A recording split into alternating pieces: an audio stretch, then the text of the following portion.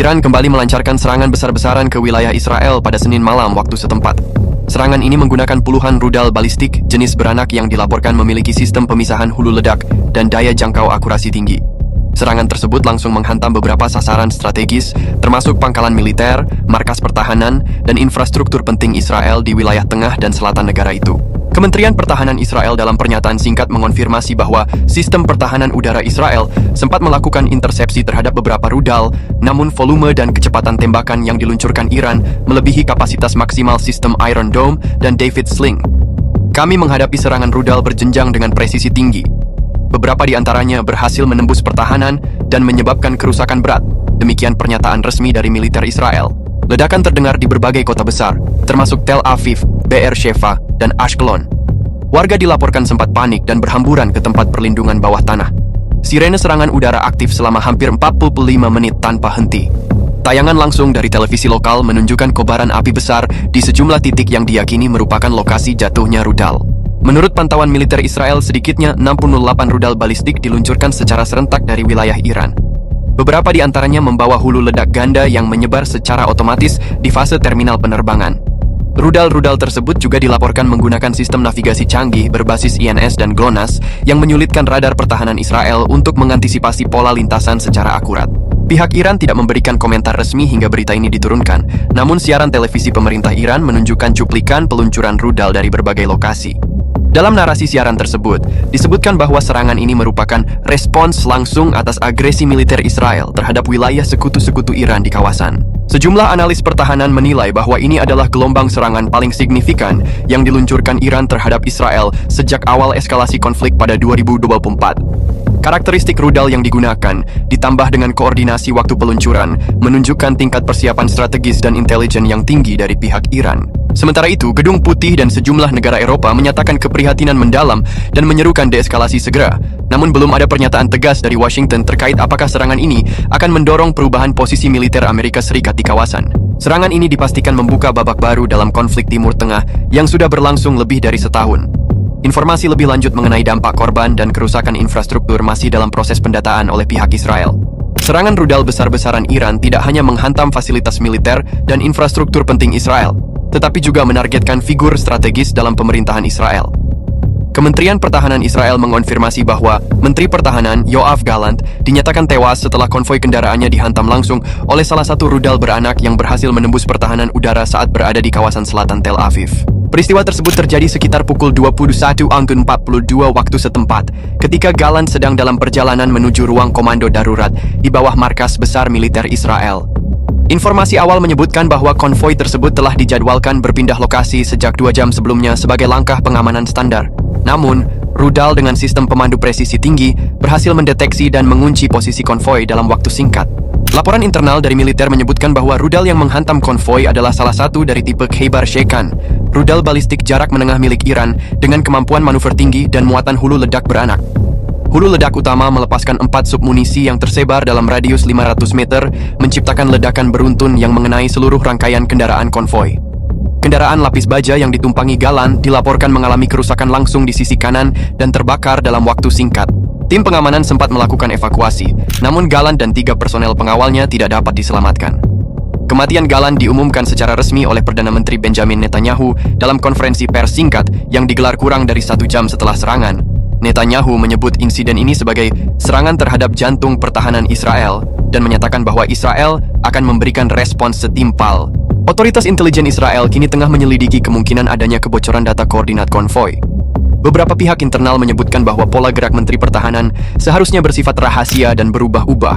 Namun celah keamanan pada sistem komunikasi atau pengawasan satelit bisa saja dimanfaatkan oleh pihak Iran untuk memperoleh target dengan presisi. Reaksi publik Israel cukup beragam. Sebagian warga berkumpul di luar kantor Kementerian Pertahanan di Tel Aviv dengan membawa bendera dan lilin sebagai bentuk penghormatan. Media lokal juga mulai menyoroti kelambanan pemerintah dalam merespons ancaman rudal sejak awal tahun, termasuk kekurangan modernisasi sistem pencegat yang kini terlihat rapuh terhadap rudal berteknologi tinggi. Di tingkat militer, kematian Gallant dipandang sebagai kehilangan besar. Ia dikenal sebagai salah satu tokoh militer yang paling berpengalaman dengan rekam jejak panjang dalam operasi-operasi penting di Gaza dan Lebanon. Pemakaman kenegaraan dijadwalkan akan digelar dalam waktu 24 jam ke depan, dan diperkirakan akan dihadiri oleh jajaran pejabat tinggi serta utusan asing. Hingga berita ini diturunkan, sistem pertahanan Israel masih siaga penuh. Angkatan udara dikerahkan ke berbagai wilayah strategis, dan sebagian pangkalan militer telah memindahkan operasional ke fasilitas bawah tanah. Pemerintah juga tengah mempersiapkan langkah lanjutan, termasuk opsi serangan balasan skala penuh terhadap Iran. Beberapa jam setelah rudal-rudal Iran menghantam pusat-pusat vital Israel dan menewaskan Menteri Pertahanan Yoav Gallant, situasi di dalam negeri berubah drastis.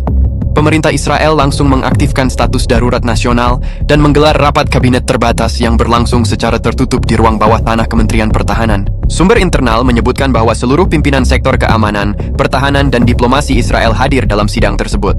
Perdana Menteri Benjamin Netanyahu memimpin langsung pertemuan yang disebut berlangsung tegang, dengan fokus utama membahas kemungkinan respon militer langsung terhadap Iran, serta penilaian ulang total terhadap kesiapan sistem pertahanan domestik.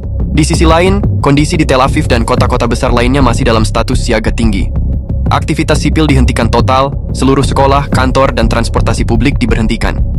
Banyak warga dilaporkan memilih untuk tetap berada di tempat perlindungan bawah tanah atau ruang-ruang aman yang disediakan pemerintah.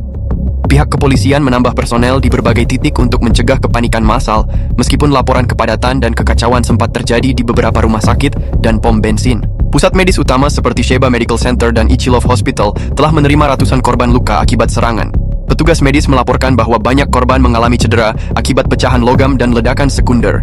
Beberapa di antaranya dalam kondisi kritis, termasuk 2 anak yang berada dekat lokasi jatuhnya rudal di wilayah Rishon LeZion. Dalam siaran langsung yang disiarkan dari Pusat Komando Nasional, Perdana Menteri Netanyahu mengatakan, "Kami diserang secara langsung dan konsekuensi dari tindakan ini akan dirasakan musuh kami. Kami tidak akan tinggal diam." Netanyahu juga menekankan bahwa Israel masih memiliki kemampuan ofensif penuh dan tidak akan menunda respons militer. Sementara itu, oposisi politik di parlemen mulai mempertanyakan efektivitas sistem pertahanan dan intelijen negara.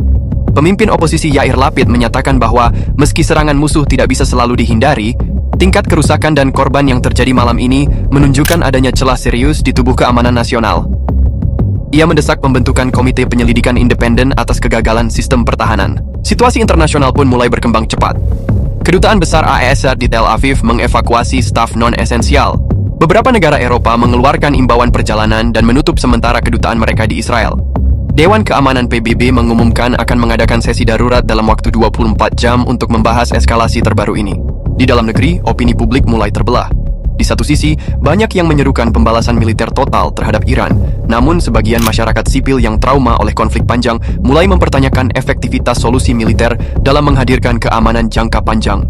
Keresahan meningkat, terutama di kalangan warga di wilayah tengah dan selatan Israel yang kini merasa bahwa pertahanan negara telah ditembus secara nyata. Sejumlah analis menilai bahwa Israel kini berada di persimpangan strategis yang genting. Serangan ini bukan hanya mengguncang aspek militer dan keamanan nasional, tapi juga memperdalam tekanan politik dan psikologis terhadap pemerintahan yang sudah berada di bawah bayang-bayang krisis sejak konflik 2024. Setelah serangan rudal Iran menewaskan Menteri Pertahanan Yoav Gallant dan melumpuhkan sejumlah infrastruktur strategis di Israel, perhatian dunia kini tertuju pada bagaimana Israel akan merespons. Opsi militer penuh atau aksi terbatas balasan menjadi topik utama pembahasan di lingkaran kekuasaan Israel. Namun keputusan akhir masih ditahan hingga militer menyelesaikan pemetaan ulang sasaran-sasaran strategis di Iran. Dalam siaran resmi dari IDF, Israel Defense Forces, militer menyatakan telah menempatkan seluruh unit tempur dalam status siaga tinggi. Jet-jet tempur telah diterbangkan dari pangkalan Ramat David dan Hatzerim menuju wilayah udara timur, diduga sebagai langkah persiapan untuk serangan lintas batas. Armada rudal darat ke darat juga mulai diposisikan ulang ke beberapa titik peluncuran di perbatasan. Menteri Luar Negeri Israel, Eli Cohen, menyatakan dalam wawancara televisi bahwa respon terhadap kematian Menteri Gallant akan proporsional namun mematikan. Ia juga menambahkan bahwa Israel kini menganggap rezim Teheran sebagai aktor negara yang melakukan agresi terbuka, dan oleh karena itu tidak lagi terikat pada batas kesabaran strategis seperti sebelumnya. Pemerintah Amerika Serikat menyampaikan seruan agar kedua belah pihak menahan diri. Presiden Alaihissalam melalui juru bicara Gedung Putih menyatakan bahwa eskalasi lebih lanjut berpotensi menyeret wilayah ke dalam konflik regional besar. Namun di sisi lain, Pentagon dilaporkan meningkatkan status siaga beberapa unitnya di Timur Tengah, termasuk kapal induk USS Eisenhower yang kini bergerak lebih dekat ke kawasan Teluk. Pihak Iran, dalam pernyataan terbaru dari Kementerian Pertahanannya, justru memperingatkan bahwa setiap bentuk pembalasan Israel akan memicu respons 2 kali lipat. Iran menyatakan bahwa mereka siap untuk menghadapi seluruh skenario militer, termasuk serangan langsung terhadap wilayahnya. dan telah mengerahkan sistem pertahanan udara Bafar 373 ke sejumlah lokasi sensitif. Di panggung internasional, suara-suara terpecah. Rusia secara tersirat mendukung hak Iran untuk membela diri atas apa yang mereka sebut sebagai provokasi berulang Israel di kawasan. Sementara Prancis dan Jerman mendesak kedua negara untuk menempuh jalur diplomatik dan memperingatkan bahwa bentrokan langsung berskala penuh antara Iran dan Israel akan memicu krisis energi dan migrasi global. Pasar global mulai menunjukkan reaksi. Harga minyak melonjak 9% dalam satu malam, sementara indeks saham di Eropa dan Asia mengalami penurunan tajam. Bandara Ben Gurion di Tel Aviv masih ditutup sementara, dan puluhan maskapai asing telah membatalkan seluruh penerbangan ke dan dari Israel untuk waktu yang tidak ditentukan. Di dalam negeri, tekanan terhadap Netanyahu semakin menguat. Pihak oposisi dan bahkan sebagian anggota kabinet meminta agar keputusan pembalasan dikaji ulang secara matang. Kita harus berpikir jauh ke depan, bukan hanya satu malam dendam, ujar salah satu anggota senior parlemen dari Partai Biru dan Putih. Namun sinyal-sinyal dari markas militer menunjukkan bahwa mesin perang Israel sedang disiapkan. Segala kemungkinan terbuka, termasuk serangan langsung terhadap pusat militer Iran, fasilitas nuklir, maupun lokasi peluncuran rudal.